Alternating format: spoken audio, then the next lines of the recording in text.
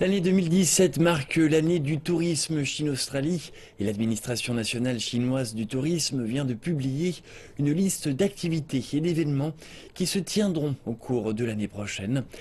Les deux pays espèrent attirer plus de touristes en provenance de l'un comme de l'autre pour promouvoir les voyages dans les deux sens.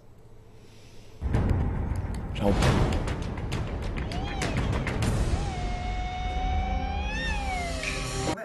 2017 devrait être une année record pour les touristes chinois se rendant en Australie, aussi bien en nombre de visiteurs qu'en montant de dépenses dans les secteurs de la vente au détail et du voyage.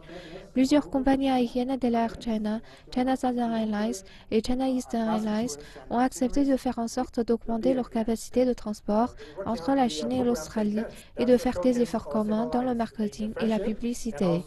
Pour marquer l'année du tourisme, un panda et un koala gonflable de 6 mètres de haut seront exposés le 1er janvier à Darling Harbour en Australie.